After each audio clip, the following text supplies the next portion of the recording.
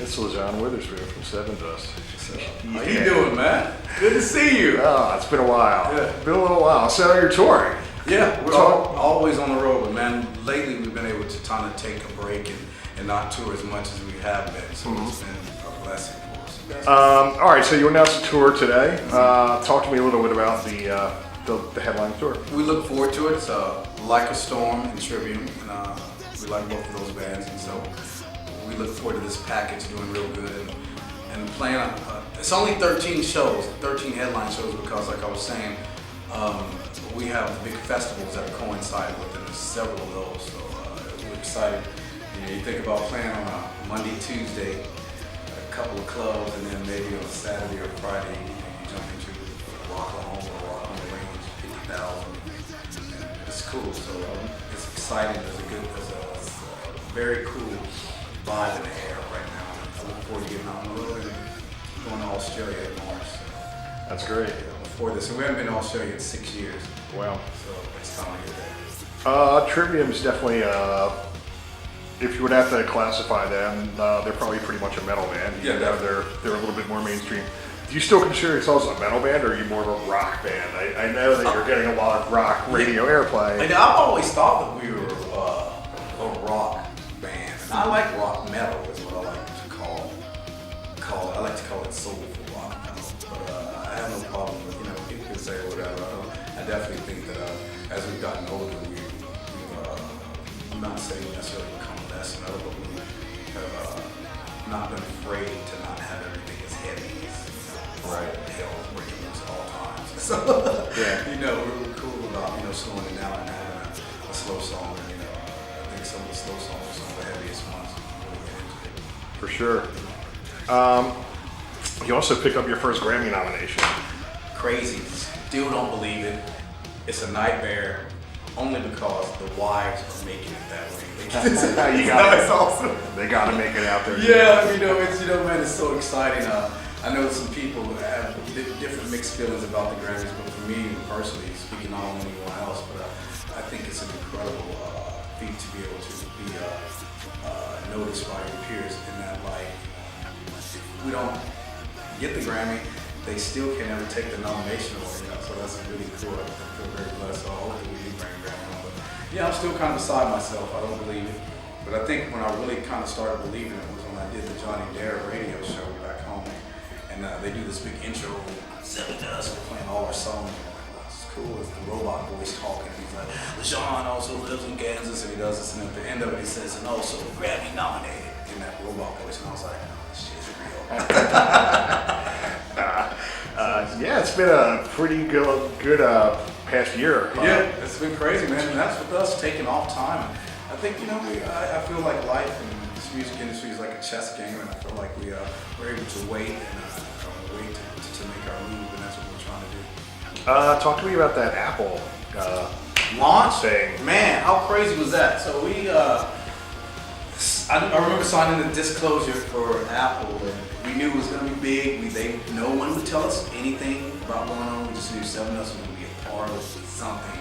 How much advance notice do you have? We had a little bit of advance, but they didn't say anything about it. So we're at home watching this on the computers and stuff, like filming it with our phones and stuff. Yeah. And I remember this beautiful young lady walking up, and my wife says, "Man, she looks like a rocker a little bit." And sure enough, she says, "You may not know it, but I'm a heavy metal fan. One of my favorite bands is Sevendust." Bam! Kill Fall, CDs on there. It starts rocking into the crowd, and it pans out into this whatever kind of stadium they were in for this thing, which was amazing, man. Yeah. Apple hooked it up with, and that young lady's amazing. We're friends, and she came out to a show, and let's see, what was it? The Aftershock show. She was there. Right. Incredible. We thanked her, and how crazy, because I think what she did was she allowed a lot of the closet metalheads to come out, because man, that day there were so many cats that started following me that said, "Man, I'm the vice president of so-and-so, and if it wasn't for her, you would have never known." I'm like, it's like great. So it was really cool, man. And Apple also has hooked us up with some really cool things for the house, and I'm all the way behind that. It's very cool. I would never thought anyone could have done something like that would have been so, big. Yeah. It was real big. That's great. And you also had your most successful record come out as well. What do you attribute that to? The fact that, you know, people are buying less records these days, but you're becoming more popular than probably ever. I think because we took our time, we waited, we didn't saturate the United States of America like we normally do. You know, we're like, oh, here comes Sevendust again.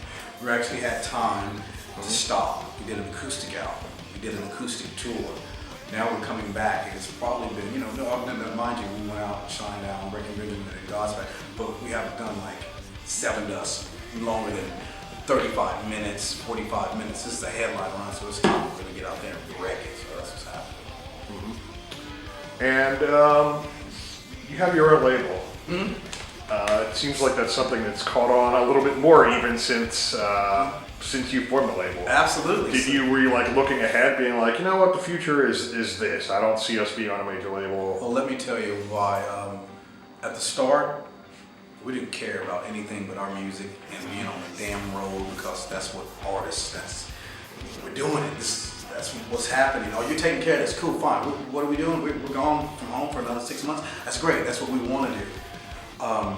If there's any advice I can say, it's to be a businessman or a businesswoman in the music business. And it took us a little while to get to that point, but that's what happened now, along with Sevendust Records, for us to take over and to make sure to see what's going on. We had to clean house and get a lot of people out of our pockets that were in there that did bad.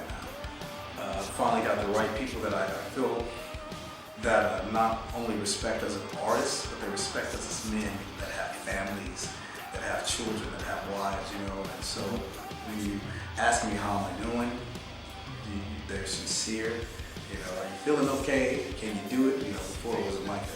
You got still on the road. Yeah. You got a Chico stick and a damn t-shirt from the band you're in tour with. And I always said that then some guy that worked for you is driving off with a Jaguar connected to an RV and a boat. Yeah, something's weird. No, man, but I say be a businessman or businesswoman in this music business, and it'll keep you a long way. And that Sevendust thing has definitely helped us. In the future for that, I would love to get to a point where we can sign bands on it. You know, it definitely, the stepping stone was to make sure that we had control of different things in our career. What would you say the low point of your career is? It's been like almost 20 years. The low point, man, one of the low points is when Clint left, you know, due to his personal reasons and stuff. He's been sober for 9 years. It's been incredible. That was a low point, you know, to have him, you know, my brother, you know, like that was the seed, you know, that was that plant. I felt like a little branch broke off. They come back. That's what he was able to do. And it was great. What was I going to go with that? What was the question? Low point of the band? Low point, yeah, another low point. The low point was when, you know, everybody thought we were going to break up because we almost went bankrupt with that big deal. I forget the name of the company that came in and dangled millions of dollars, and we got in debt and all this stuff. I think it was $1 million in debt, man, and we almost went bankrupt, and thank the Lord we did. But, you know, we just worked hard and we dug ourselves out of it.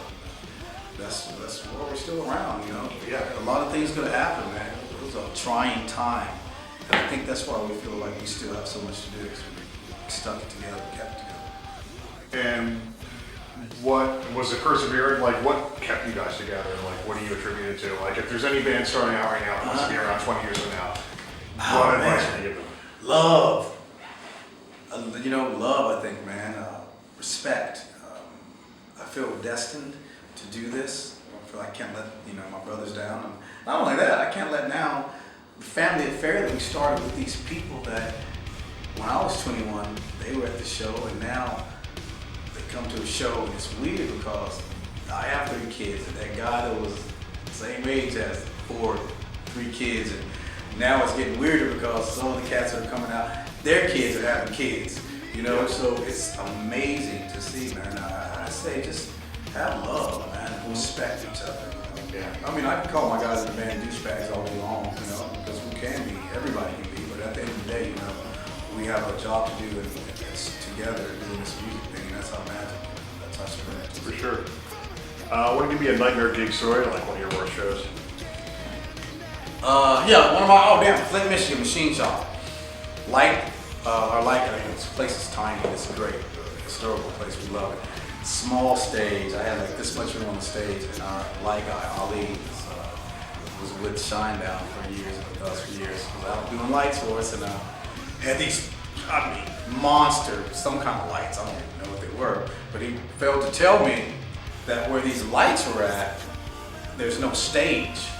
So this is what happens. So I'm rocking it. We're going. I'm walking. These lights are so bright. There's no way that you can see that there's not a stage right there. Yeah. I just remember falling into the crowd. There's a barricade and everything, and they love it, of course. And I'm like, no way! And I'm singing still. I get back on stage, and I'm looking at Ali, and I'm like, oh, he's like, I'm sorry. I'm like, okay, cool, whatever. And I'm rocking out again. I'm not going over there.